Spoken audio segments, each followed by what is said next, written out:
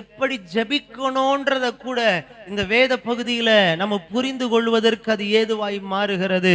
இன்னைக்கு அநேக நேரத்துல நமக்கு ஒரு பிரச்சனை, ஒரு நெருக்கம், போராட்டம் வறுமையானால் நம்ம உட்கார்ந்து என்ன பண்ணிட்டு இருப்போம்? உட்கார்ந்து அந்த பிரச்சனையே சொல்லி ஆண்டவர்ட்ட ஜெபம் பண்ணிக்கிட்டு இருப்போம். அந்த பிரச்சனைக்காக அழுது கொண்டே இருக்கிற அனுபவம் தான் அதிகமாய் காணப்படுகிறது. இன்னும் சிலர் என்ன நினைக்கிறாங்கன்னா, ஜெபம்ன்றது ஆண்டவருடைய சமூகத்துல வந்து அழுதுகிட்டு இருக்கிறது தான் ஜெபம்னு நினைக்கிறாங்க. அல்லேலூயா. ஆனால் இவர்களுக்கு ஒரு நெருக்கம் வருகிறது. இயேசு கிறிஸ்துவை குறித்து நீங்க பேசக்கூடாது, இயேசு கிறிஸ்துவை குறித்து நீங்க அறிவிக்க கூடாது அப்படின்னு சொல்லி இவர்களுக்கு தடை வருகிறது. இவங்களை பயமுறுத்துறாங்க. ஒரு நெருக்கம், சுவிசேஷம் அறிவிக்க கூடாதபடி ஒரு நெருக்கம் கடந்து வருகிறது. அந்த சூழ்நிலையில அவர்கள் சோர்ந்து போய் உட்காரல, உடனடியாகவே அல்லது சங்கீதங்களின் புஸ்தகத்தினுடைய அந்த 1-2 வசனத்தை மேற்கோள் காட்டி கிறிஸ்துவுக்கு விரோதமாக இப்படி எழும்புவார்கள், இப்படி கூட்டம் கூடுவார்கள், ஆலோசனை பண்ணுவார்கள் என்று தாவீதுடைய வாக்கினாலே கர்த்தர் உரைத்தீரே, அதை போல இப்பொழுதும் நடக்கிறது அப்படின்னு சொல்லிட்டு அதை வசனத்தை மேற்கோள் காட்டி அவர்கள் ஜெபம் பண்ண ஆரம்பிக்கிறார்கள். அல்லேலூயா. ஒரு ஆமென் சொல்லுங்களேன். அல்லேலூயா. எப்படி ஜெபிக்கிறாங்க? ஒரு வசனத்தை சொல்லி அந்த வசனத்தின்படியாய் அவர்கள் ஜெபிக்கிறார்கள். நம்ம இன்னைக்கு என்ன அநேக நேரங்களில் நம்ம சோர்ந்து போய் என்ன பண்றோம்? ஆண்டவர்ட்ட புலம்பி அழுதுகிட்டே இருக்கிறோம் சூழ்நிலைகளை பார்த்து. ஆனால் வேதம் நமக்கு எப்படி ஜெபிக்க வேண்டும் என்பதை கற்றுக் கொடுக்கிறது. நம்முடைய ஜெபம் அதிகமாக பெரும்பாலும் வசனத்தை மேற்கோள் காட்டி ஜெபிக்கிறவர்களாய் காணப்பட வேண்டும். அல்லேலூயா. ஒரு அல்லேலூயா சொல்லுங்க பார்க்கலாம். அது மாத்திரமல்ல, நம்முடைய ஜெபத்திற்கு முன்பதாக அவங்க ஒன்று செய்யறது எனக்கு ரொம்ப, அந்த வசனம் எனக்கு நேற்றைய தினத்துல உட்கார்ந்து அந்த வசனத்தை தியானிக்கும் பொழுது என்னை ரொம்ப தொட்டுச்சு. அந்த வார்த்தை, அதனால்தான் மீண்டுமாய் அந்த வசனங்களை உங்களுக்கு முன்பதாக கர்த்தர் வைக்கும்படியாய் ஒரு விருப்பத்தையும் ஏவுதலையும் தந்ததுனால உங்களுக்கு சொல்றேன். அதனுடைய 24வது வசனத்துல அதனுடைய 23ல இருந்து நம்ம வாசிக்கலாம். 21ல இருந்து பாருங்க. நடந்த சங்கதிகளை குறித்து எல்லாரும் தேவனை மகிமைப்படுத்தினபடியினால் ஜனங்களுக்கு பயந்து அவர்களை தண்டிக்க வகை ஒன்று காணாமல் அவர்களை பயமுறுத்தி விட்டு விட்டார்கள். அற்புதமாய் சொஸ்தமாக்கப்பட்ட மனுஷன் 40 வயதிற்கு மேற்பட்டவனாய் இருந்தான். அவர்கள் விடுதலையாக்கப்பட்ட பின்பு தங்களை சேர்ந்தவரிடத்தில் வந்து பிரதான ஆசாரியர்களும் மூப்பர்களும் தங்களுக்கு சொன்ன யாவையும் அறிவித்தார்கள். அவர்கள் அதை கேட்டு ஒருமனப்பட்டு தேவனை நோக்கி சத்தமிட்டு, கர்த்தாவே, நீர் வானத்தையும் பூமியும் சமுத்திரத்தையும் அவைகளுள்ள யாவற்றையும் உண்டாக்கின தேவனாயிருக்கிறீர். அல்லேலூயா. அல்லேலூயா. அவங்க பாத்தீங்களா, அந்த சூழ்நிலை நெருக்கம், ஆண்டவரை குறித்து நீ பேசக்கூடாது, இயேசுவை குறித்து பேசக்கூடாது, பயமுறுத்துறாங்க. பேசினானா அவ்வளவுதான் அப்படின்ற சூழ்நிலை வந்த பொழுது அவங்க ஜெபிக்கிற ஜெபம் எப்படி இருக்குது பாருங்க. ஆண்டவருடைய சமூகத்துல அவங்க சொல்ற பாருங்க, தேவனே, நீர் வானத்தையும் பூமியும் சமுத்திரத்தையும் அவைகளில் உள்ள யாவற்றையும் உண்டாக்கின தேவனாயிருக்கிறீர். அதனுடைய அர்த்தம் என்ன தெரியுமா? ஆண்டவர் எவ்வளவு பெரியவர் என்பதை அவங்களுடைய ஜெபத்துல மேற்கோள் காட்டி ஜெபிக்கிறாங்க. ஆண்டவரே, நீர் வானத்தையும் பூமியும் சகலவற்றையும் படைத்த தேவனாயிருக்கிறீர். அல்லேலூயா. உமக்கு முன்பதாக இவர்கள் எல்லாரும் சாதாரணமானவர்கள். அந்த ஜெபத்தை கவனிச்சீங்களா? அல்லேலூயா. உமக்கு முன்பதாக இவர்கள் சாதாரணமானவர்கள். இவர்கள் அதிகாரம் இருக்கலாம், என்ன வேணாலும் இருக்கலாம், ஆனால் தேவரீர் உமக்கு முன்பதாக வானத்தையும் பூமியும் படைத்து உமக்கு முன்பதாக இவர்கள் சாதாரணமானவர்கள். அல்லேலூயா. அப்படிப்பட்ட ஒரு ஜெபம் நம்முடைய ஜெபமாய் இருக்கணும். நம்முடைய சூழ்நிலைகளை வைத்து ஆண்டவருடைய சமூகத்தில் ஜெபிக்கும் பொழுது நம்முடைய சூழ்நிலைகளை பார்க்கல கர்த்தர் எவ்வளவு பெரியவர் என்பதை உணர்ந்து அதை வைத்துதான் நம்ம ஜெபிக்கணும். அல்லேலூயா. இவங்க சொல்றாங்க, நீர் பெரியவர் என்பதை நாங்க அறிந்திருக்கிறோம், உமக்கு முன்பதாக இவர்கள் சாதாரணமானவர்கள், உமக்கு முன்பதாக இவர்கள் ஒன்றுமே இல்லை அப்படின்னு சொல்லிட்டு தான் அந்த 2வது சங்கீதத்தில் உள்ள 1-2 வசனங்களை மேற்கோள் காட்டி சொல்றாங்க, இப்படியே இயேசு கிறிஸ்துவுக்கு செய்வார்கள் என்று சொல்லி இயேசுவுக்கு விரோதமாய் ஆலோசனை பண்ணுவார்கள், கூட்டம் கூடுவார்கள் என்று தாவீதுனுடைய வாக்கினாலே உரைத்தீரே. அல்லேலூயா. அதனால உமக்கு முன்பதாக அல்லேலூயா அவர்கள் சாதாரணமானவர்கள் தான். உமக்கு முன்பதாக அவர்கள் ஒன்றுமில்லாதவர்கள். உமக்கு முன்பதாக அவர்களுடைய அதிகாரம் ஒன்றுமே செல்லாது. நீர் வானத்தையும் பூமியையும் படைத்த சர்வ வல்லமை உள்ளவராய் இருக்கிறீர் அப்படின்னு சொல்லிட்டு அவங்க ஜெபிக்கும் பொழுது அல்லேலூயா ஒரு வார்த்தை சொல்றா பாருங்க, இப்பொழுதும் கர்த்தாவே அவர்கள் பயமுறுத்தல்களை தேவரீர் கவனித்து. அல்லேலூயா அவங்க ஜெபிக்கும் பொழுது ஆண்டவரை முன்னாடி நிறுத்துறாங்க, நீர் எவ்வளவு பெரியவர்.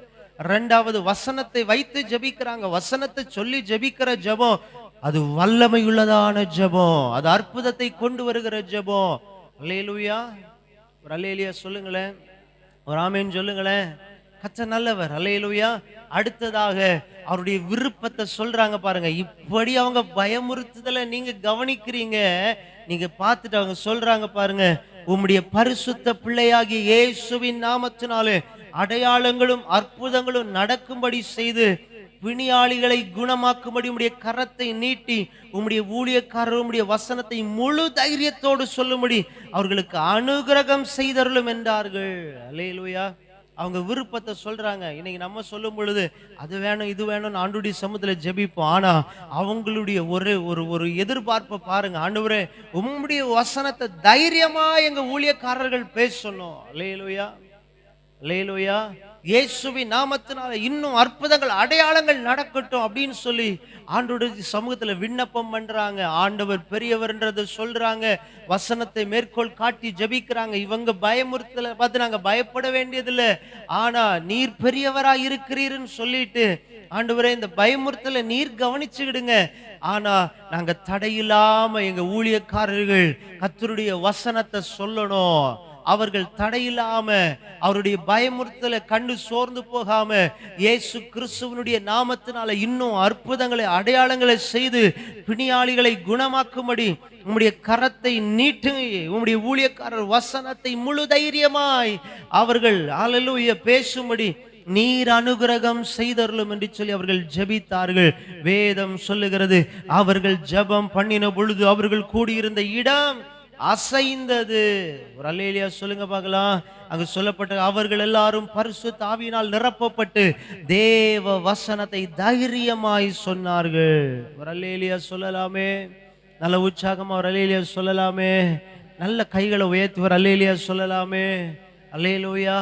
அவங்க வசனத்தை மேற்கோள் காட்டி ஜெபித்த பொழுது அவர்களுக்கு தடைகள் வந்த சூழ்நிலைகளோ அவர்கள் முழு தைரியமா இயேசு கிறிஸ்துவை குறித்து பிரசங்கம் பண்ணுவதற்கு அந்த தடைகள் எதிர்ப்புகள் மத்தியிலோ அவர்களுக்கு விரோதமாய் ஆலோசனைகள் எழும்பி வருகிற சூழ்நிலையிலோ அவர்கள் முழு தைரியமா இயேசு கிறிஸ்துவே மெய்யான இரட்சகர் என்பதை அவர்கள் வசனத்தை தைரியத்தோடு பிரசங்கம் பண்ணுவதற்கு கர்த்தர் அவர்களுக்கு அனுகிரகம் பண்ணினார். அல்லேலூயா. ஒரு ஆமென் சொல்லுங்களேன். நம்முடைய ஜெபமும் அப்படியே இருப்பதாக. கர்த்தரை பெரியவராய் நம்முடைய சூழ்நிலைகளுக்கு முன்பதாய் நிறுத்தி அல்லேலூயா அவருக்கு முன்பதாக வசனம் இப்படி சொல்லுகிறதே, வேத வாக்கியங்கள் இப்படி சொல்லுகிறதே, கர்த்தருடைய வசனம் இப்படி எங்களுக்கு காண்பிக்கிறதே, இந்த வசனத்தின்படியே இந்த சூழ்நிலைகளின் நடுவில் நீர் அற்புதம் செய்யும் என்று சொல்லி ஜெபிக்கும் பொழுது பரிசுத்த ஆவியானுடைய வல்லமை நம்மேல் இறங்கி வரும். அல்லேலூயா. நம்ம ஜெபிக்கிற விண்ணப்பத்தின்படியே கர்த்தர் அற்புதங்களை செய்வார். அல்லேலூயா. ஒரு அல்லேலூயா சொல்லுங்களேன். இன்னைக்கு அநேகர் சொல்லும் பொழுது இப்படி சொல்லுவாங்க, பாஸ்டர் எப்படி ஒரு 2 நிமிஷத்துக்கு மேல எங்களால ஜெபிக்க முடியல. அல்லேலூயா. 2 நிமிஷத்துக்கு மேல ஜெபிக்க முடியல. காலையில ஜெபம் பண்றோம், அதே வார்த்தையை தான் மதியமா சொல்லி ஜெபம் பண்றோம், அதே வார்த்தையை தான் சொல்லி நைட்டு ஜெபம் பண்றோம் அப்படின்னு சொல்லி சொல்லுவாங்க. நான் சொல்லுவேன், ஜெபிப்பதற்கு நாம் கற்றுக்கொள்வதற்கு அதிகமாய் நம்ம சங்கீதங்களினுடைய அந்த வசனங்களை அதிகமாய் பயன்படுத்தினாலே பல மணி நேரங்கள் நாம் கர்த்தருடைய சமூகத்தில் ஜெபிப்பதற்கு முடியும். அல்லேலூயா. இவங்க ஒரு மாடல் காட்டுறாங்க பாருங்க.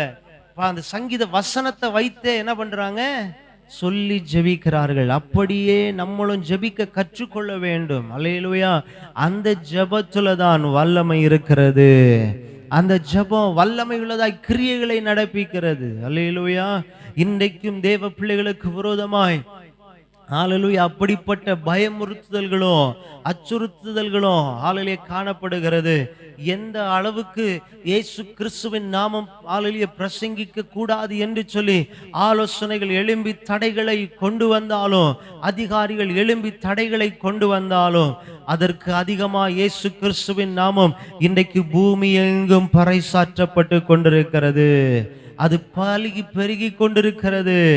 இன்றைக்கும் ஜனங்களுக்குள்ளே கர்த்தர் ஜீவிக்கிறார் என்பதை வெளிப்படுத்தி கொண்டுதான் இருக்கிறார். அல்லேலூயா. ஒரு அல்லேலூயா சொல்லுங்களேன். நல்ல உற்சாகமா ஒரு அல்லேலூயா சொல்லுங்களேன். நல்ல ஆர்ப்பரிப்போடு ஒரு அல்லேலூயா சொல்லுங்களேன். அல்லேலூயா. அப்படிப்பட்ட ஜெபம் நம்முடைய வாழ்க்கையில காணப்படட்டும்.